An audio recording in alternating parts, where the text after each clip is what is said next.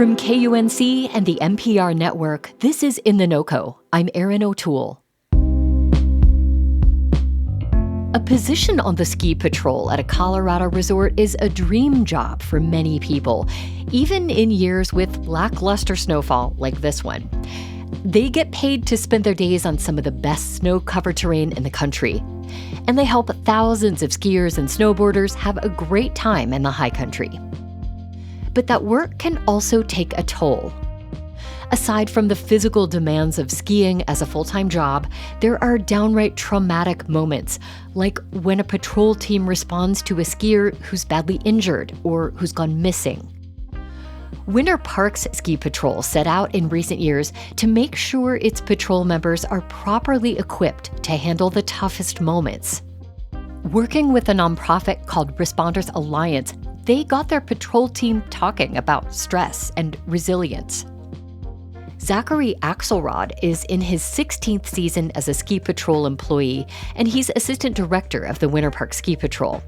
He talked with Brad Turner in January about why the culture of the ski patrol needed to change and how it's made the work better. As a particularly tough ski season winds down in Colorado, we're listening back to that conversation today.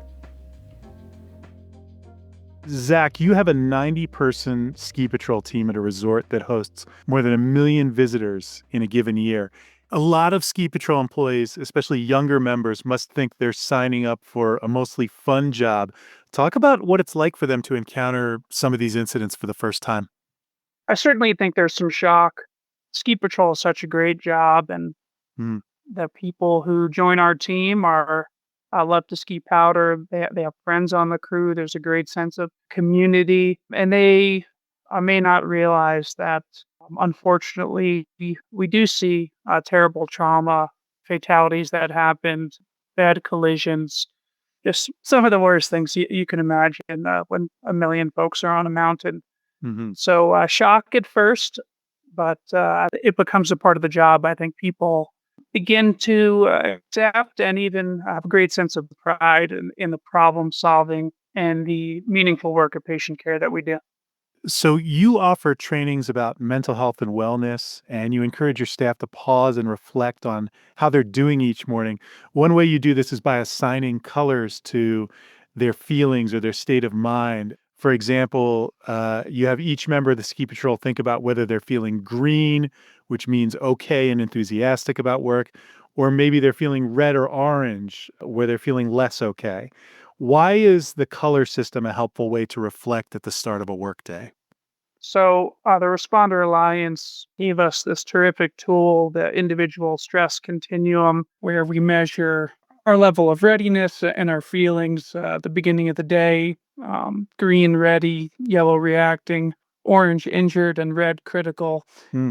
And I think for us, it's important that our patrol is engaged and able to react to the dynamic environment we're in and be vitalized. So if a patroller is not feeling green or ready for the day, it allows them to think about how they'll communicate to their leaders and what missions they may or may not go on. For our team in general and our leadership, it's great to see where the majority of colors end up. So if we see that our team is red or orange, maybe we need to give different direction on a given day, ask different tasks of our team, or communicate differently. Yeah. So, for example, just if we were to look at sleeping, green would be healthy sleep, yellow, sleep loss; orange, sleep issues; and red, insomnia.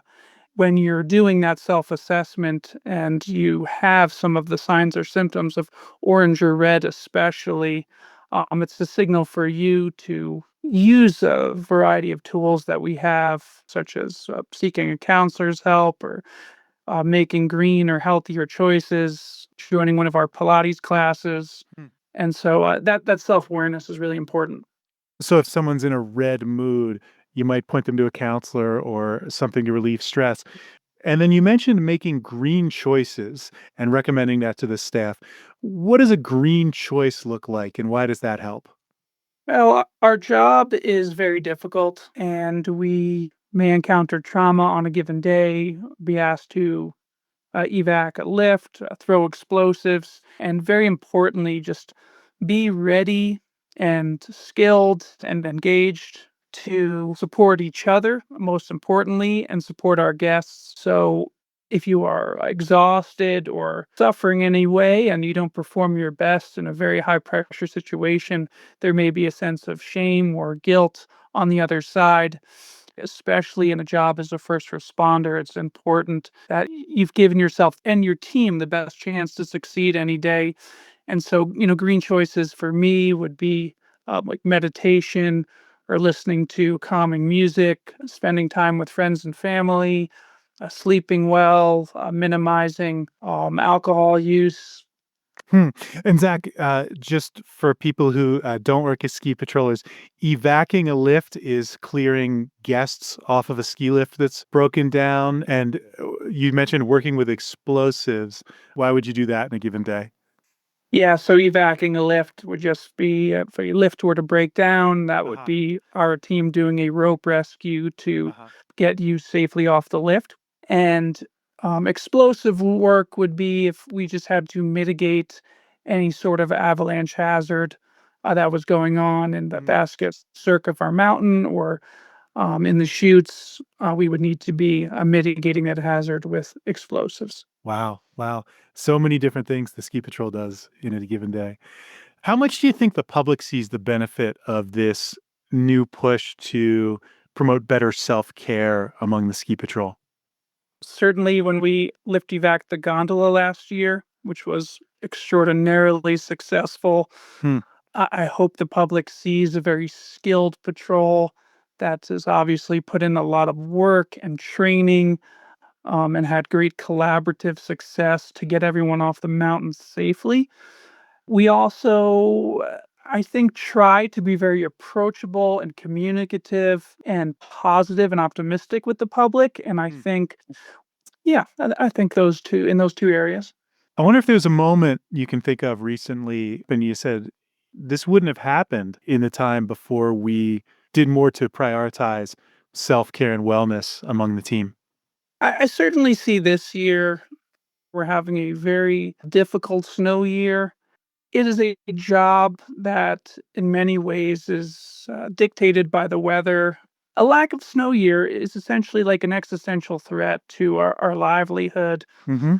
and also just hinders our ability to have that great joy of skiing, something we look forward to all year in our lives. There are a lot of pressures when we're not getting snow, a lot of mental stresses we put on ourselves, the stress continuum model, and continued feedback giving and taking and communication is so important, especially in a year like this year where we're faced with many challenges because of the weather. Zachary Akselrad, an assistant director of Winter Parks Ski Patrol, spoke with Brad Turner earlier this season about why the resort is prioritizing mental health and wellness for the Ski Patrol team. We'll put a link to a recent Colorado Sun story on the subject in our show notes and at kunc.org. That's it today for In the NoCo. I'm Erin O'Toole. Thanks so much for listening.